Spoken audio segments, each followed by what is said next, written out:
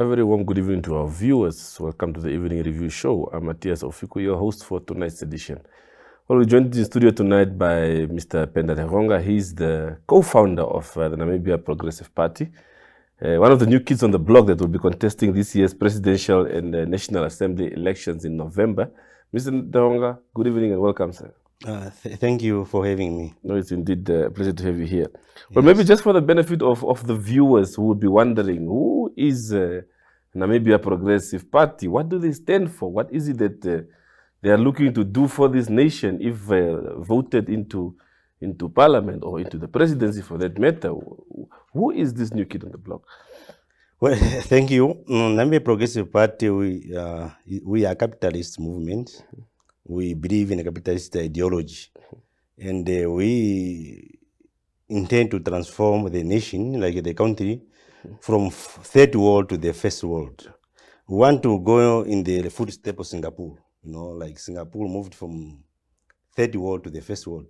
We believe we cannot do it as Namibians, you know, because now we are a developing country. We want to move from third to the first world. Yeah. We intend to do a lot of projects to transform the country, because the issue of unemployment in the country, that we intend to, like now we are basically a primary economic sector, you know. We want to move away from primary to secondary. And that's actually what we intend to transform the country, so that we start producing our own finished products from our minerals. Yes. Okay. So what is it that prompted, apart from you saying that you want the nation to move from third to a first world country, what is it that really prompted the creation of this party, and what would your party be doing different compared to what those in existence are already doing? Okay, you see, I would say it has been my personal dream to become a head of state since the age of 15. Yeah, I was not really promoted by the current situation. It has been always my dream. Then when now we could see that because initially I was planning to contest in 2035. That was my initial plan when I graduated from the university.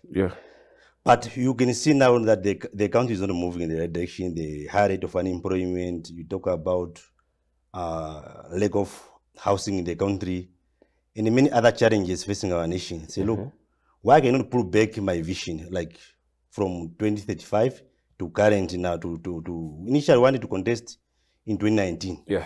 And we did our own analysis to see the possibility of winning, because you don't just go and contest if you don't stand a realistic chance of winning. Then all indication was that we were going, like our departed head of state was going to win between 53 to 55. That's our winning strategy indicate to us. Then we backed off, say, no, what's the point of going taking a lost battle? Therefore, now we say, now there's opportunity, yes, to contest. Why you cannot present our ideas to Namibians so that they can analyze themselves, say, look, we believe this guy, this Namibia Progressive Party got a vision for the country. Then we take it from there. Just to answer your question, that why are we different? Number one, we are capitalists political party. The current political parties, they are more socialists. Socialists, they believe in control. That they believe in wealth distribution, as we believe in wealth creation. That's why our political ideology, or we believe actually in freedom, wealth creation, and equal opportunity. That's why we say, look, as we are capitalists, the current one is the society. They believe, let us control this, let us control that. Like the way, you know, I think it was 2 years back or so, where the government wanted to control the pension of employees. Even if you retired, actually, if you resign, the age of 22, you have to wait until you turn 55. That's control. Basically, socialists, they believe that they must keep people poor. Because if you want to lead a nation until Jesus comes, make sure the large majority of the people are poor. Yes, because the poor, they are not part of mainstream main part of the mainstream economy. Yeah. Yeah, that's why they are not really affected by challenges facing the country. Yeah. Yes. In your one of your documents that I've perused, you also indicated that democracy is perhaps not the best system for a country like Namibia. Why is that? Yes. You know, we did our own research. Like, you see, democracy is a system which was designed by capitalists to test, like to hold accountable the government in power. That when you make promises to the people, then at the end of your mandate, the people now, they will say, look, you these were promises. Yeah. And now they'll compare with what you have delivered. If you don't deliver, then they vote you out. Yeah. If you deliver, they give another mandate. But what is happening, like in our country, we did actually what we call satisfaction level in all 14 regions. Yeah. You find that the most satisfied region with the, I think 88% was Kavango West. But when you go there on the ground, in terms of socio-economic development, there's nothing. Then you ask yourself why people are happy. Yeah. You know? Because after that, the residents of Kavango will start complaining, say, look, they are the poorest region in the country. But they don't show it during the election, because normally, why the system was designed as a democratic system is to allow citizens to hold the government accountable. Yeah. That's the bottom line. Yes. So yeah. Therefore now, if in Namibia context, you can find that there is no relationship between how people vote and the performance of the government. Why would you say that? When I go to the polls, I believe that's the way of holding someone accountable. Yeah, especially more educated people, you understand what is democracy all about. But the large part of our population, that's why we did the analysis. It tells you, though, the first one, let me say, the most satisfied was Kavango West, followed by Umsati. Thereafter, I think the next one, the third one was the Ohangwena. These are deep rural areas. If you look at Kavango West and Ohangwena and people, they just go and vote there. You know what happened in 1989 when people went for election, the first one? They just went there to liberate, to make sure that Namibia is liberated from colonialism. They were not looking at the quality of leaders, you know, like what happened in USA. When they got the independence in 1776, it took them almost 7 years or 8 to form a government. They were busy crafting the constitution, you know. But so that then even the first George Washington, I don't think he was not voted by the population. It was just maybe the Senate and the others, because they could understand that, look, the system requires you to have understanding that you are going to vote for your future, not for the future of others. But that's not basically happening in our country. Yeah. Yes. So what mechanisms do you think would you need to implement the capitalist system that you are talking about, and how would you then move from the current system to the new one? Also considering the population dynamics of the country, and perhaps also the resources of the country. How would you go about that? Yes. What we are planning to do, like we have divided our campaign in 2 phases. Number one, the first phase, it will focus on us introducing ourselves to the Namibian people, as well as to educate our fellow countrymen and women that the importance of democracy and why you should go and vote, the importance of going to participate in election, you know. That would be our first phase. And also to teach our fellow countrymen that the philosophy of success. Because you need to understand how people become successful from individual level before you go to the country level. Because you must understand that for you to succeed, you need to take risks, for instance. But some people are very comfortable. In that way, no, I'm just happy to be in this kind of situation. That's why I said, why cannot sacrifice myself? Like myself, I'm a self-made millionaire, you know, but I'm not happy with the situation going on, you know. So, and it's us who are hustling millionaires who understand what's happening in the country. And we are the one holding the key of success for this country. Like, look, like some people now are calling me that, you know, we got that proposal to create a town between Okahanja and Chuarongo that will focus on just factories. We want to name it after our Chief Jose Agutako, to be called Chief Jose Agutako Municipality. that will focus on just industries. You know, if we're going to make shoes, sofas, and everything, it will be made there in that town. Because some contestants, they want to participate in the election. But if you ask them, how do you intend to solve the problem of housing? They got no clue. How do you intend to solve the problem of higher rate of unemployment in the country? Yeah. Because normally, as a contestant, your aim, like yourself as a person, you want to be, your name to be entered in the history book of the country. But now, for you to, you are now soliciting your fellow countrymen and women to give you that privilege and honor. But it must come with exchange. That, look, I'm intending to solve your problems. You ask your fellow countrymen so that they can give you that honor and privilege.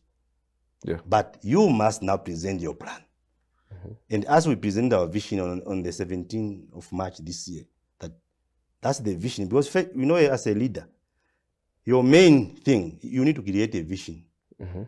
Basically, a vision is a desired future state.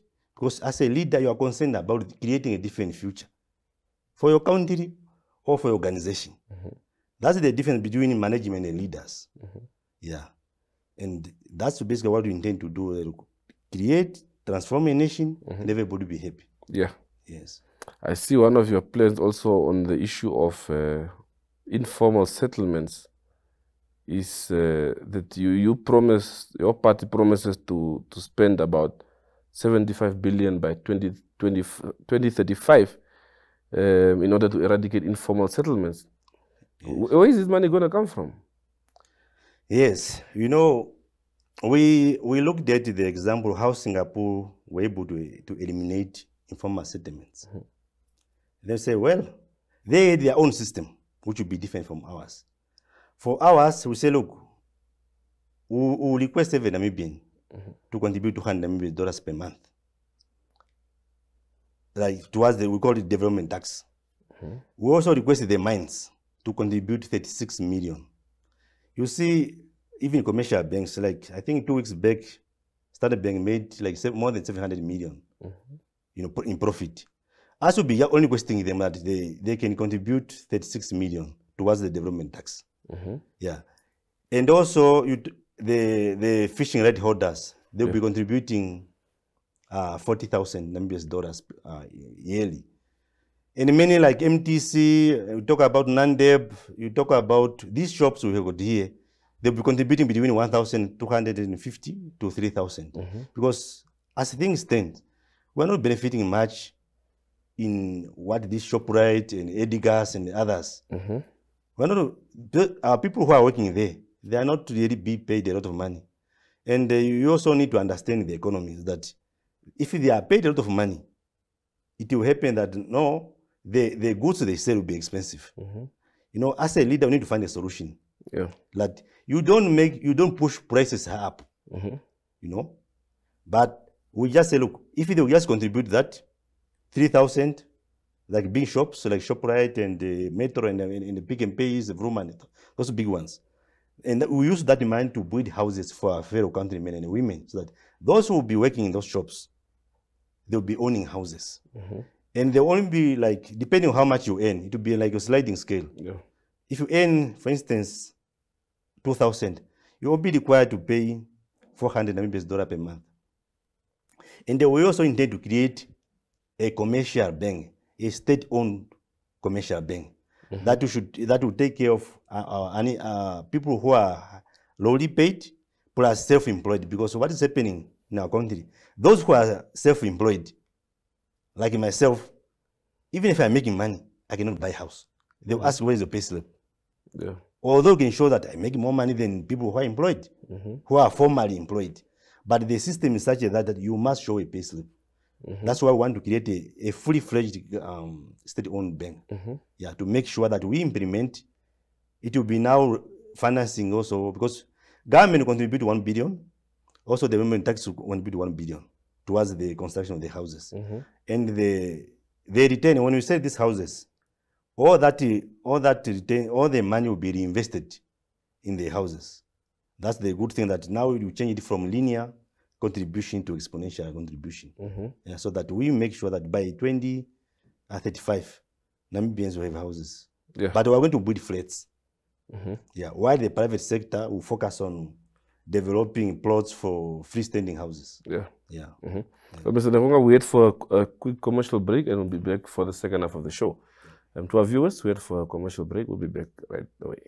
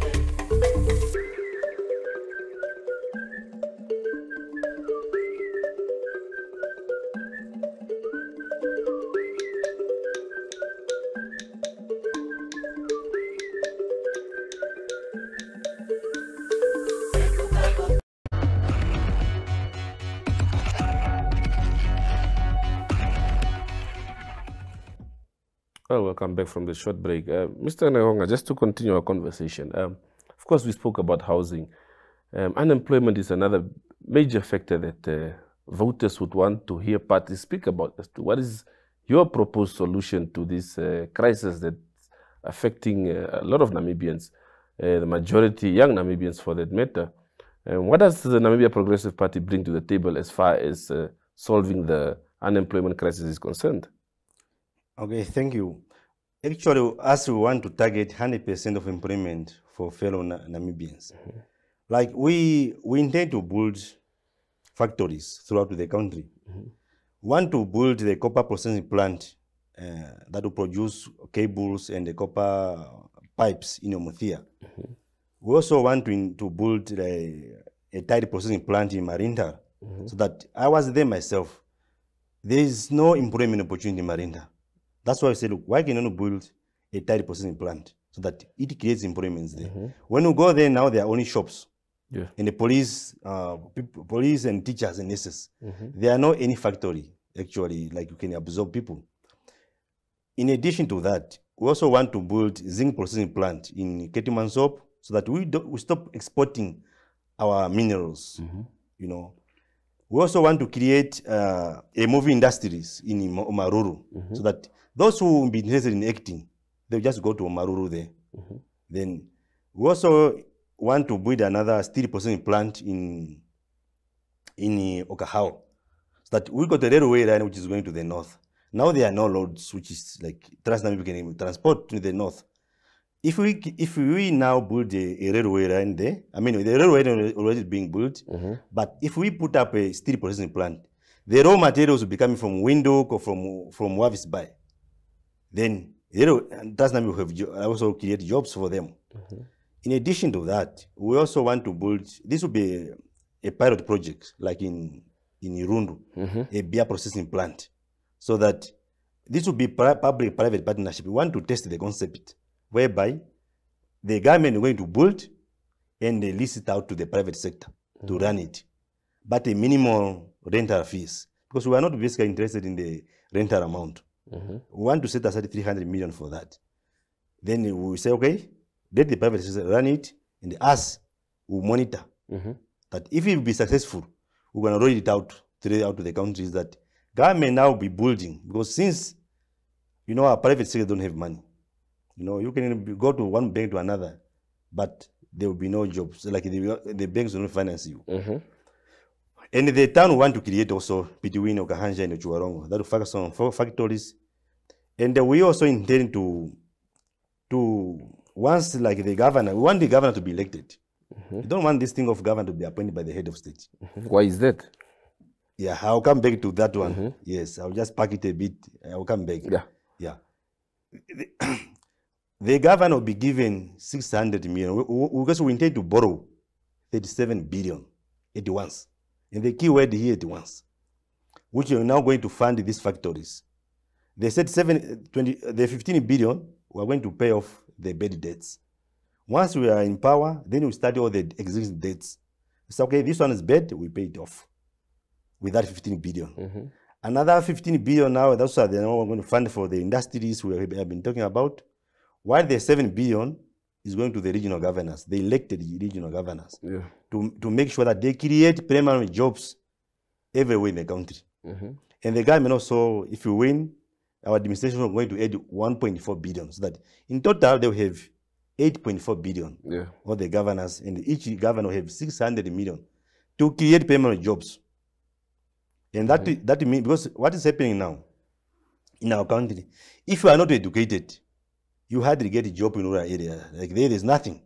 People, when they wake up, they just go to the bars and drink and come back home. But if we empower governors, like, get your 600 million, create permanent jobs for our fellow countrymen and women in the rural areas and everywhere in the country. That's now tackling the whole, like unemployment in the whole country. So and that's actually the concept of USA. You talk about China. China got provinces. Because you delegate power to the governor so that they implement they develop their areas. And that's based on the social development theory, that you cannot bring development to people, but you can empower people to develop their areas. Yes.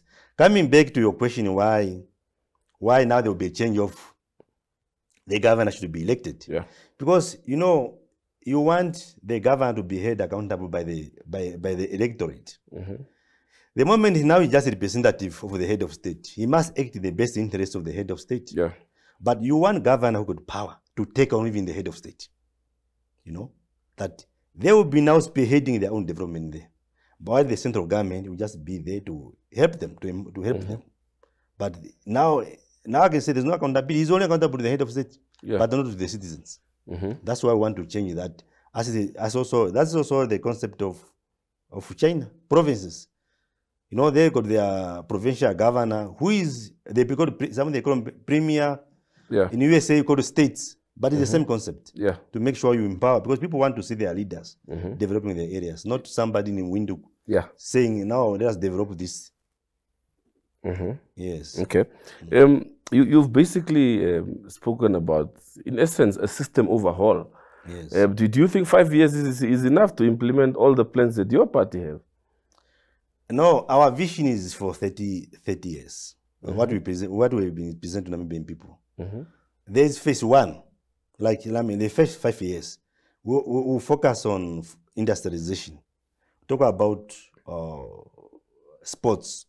We want to professionalize sports codes. We want to build houses. We want to build power plants. That will be just basically in phase one.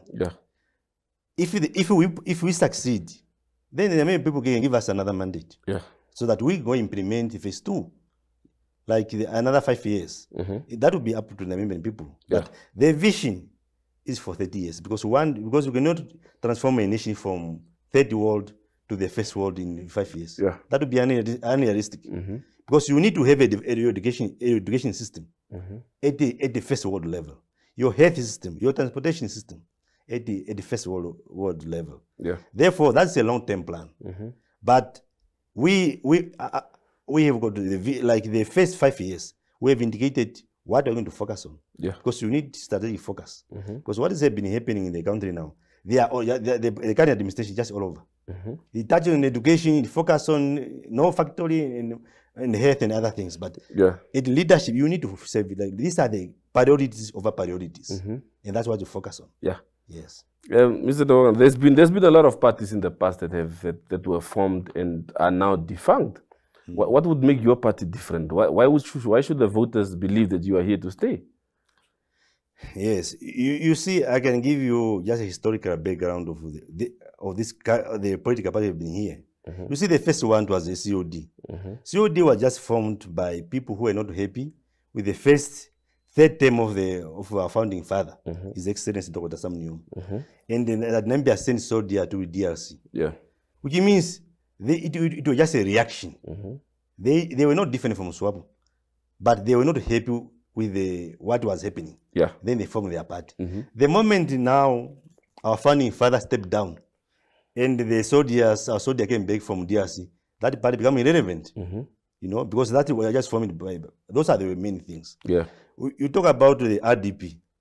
It was more of, because the late Idipam Tenya was, I would say, he felt he was not treated fairly. You know, when he lost out against our Dr. Ifikepunye Pohamba. You know, but us, we are based on ideology. That's number one. You know, ideology, it means there always be people who are believe in capitalism.